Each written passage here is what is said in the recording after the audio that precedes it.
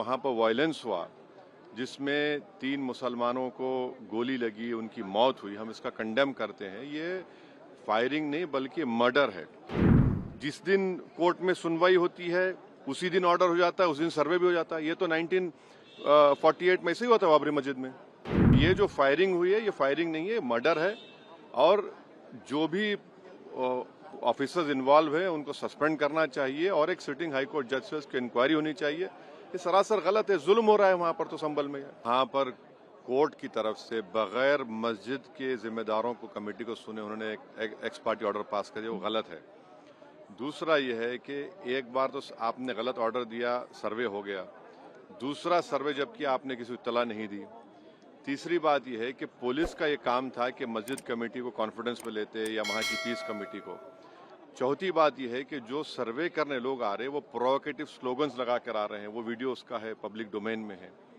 और उसके बाद जो वहाँ पर वायलेंस हुआ जिसमें 3 मुसलमानों को गोली लगी, उनकी मौत हुई, हम इसका कंडेम करते हैं। ये फायरिंग नहीं बल्कि मर्डर है।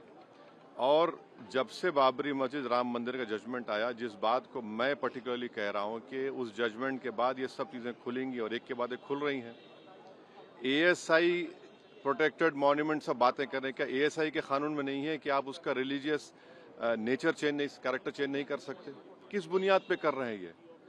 और आप किस बुनियाद पर अपने फेथ को दूसरों पे थोपेंगे? भाई कानून कोई चीज है ही नहीं है।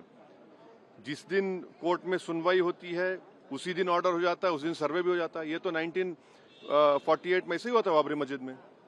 तो ये जो फायरिंग हुई है ये फायरिंग नहीं है, मर्डर है। और जो भी ऑफिसर्स इन्वॉल्व है उनको सस्पेंड करना चाहिए और एक सिटिंग हाई कोर्ट जज से उसकी इंक्वायरी होनी चाहिए। ये सरासर गलत है, जुल्म हो रहा है वहां पर। तो संभल में वहाँ के सांसद के एफआईआर दर्ज कर दिया गया। आप जिस पे चाहे कर लीजिए भाई, जिस पे भी चाहे कर लीजिए। जज आप, जूरी आप, सब आप, तो बचेगा क्या फिर? अब सर जेपीसी में आप लोगों ने समय मांगा है, क्या कहेंगे?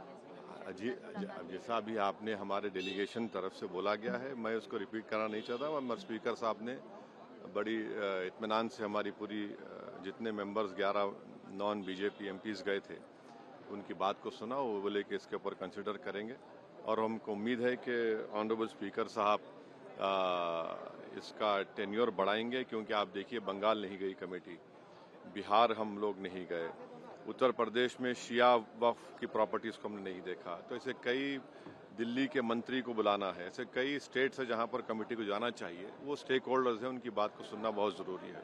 सर वक्फ बोर्ड अमेंडमेंट बिल को लेकर आप क्या सोचते हैं? क्योंकि लगातार सरकार की तरफ से यही कहा गया कि जो मुस्लिम है, जनता है, उनके हित में है, मुसलमान जो है उनकी। अभी ये कानून बना नहीं, आप देख लिए संभल में क्या हो गया है। अभी ये कानून बना नहीं है, आप देख रहे हैं कि हर जगह पे बोल दिया जा रहा है कि नहीं, ये यहाँ पर 500 साल पहले मस्जिद नहीं थी। इस बिल में ये बिल आर्टिकल 26 का वायलेट करता है। ये संविधान के फंडामेंटल राइट का 26 का ग्रेव वायलेशन है।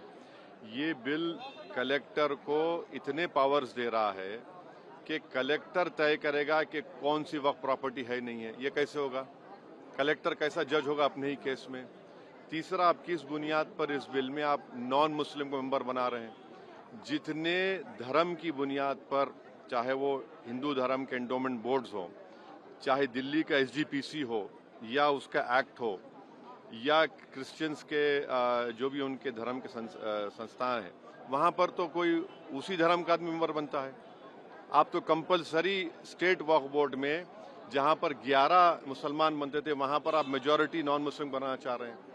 सेंट्रल वक्फ काउंसिल में मेजॉरिटी ऑफ नॉन मुस्लिम बनाना चाह रहे हैं। क्यों करना चाह रहे हैं आप? ये क्या मकसद है आपका?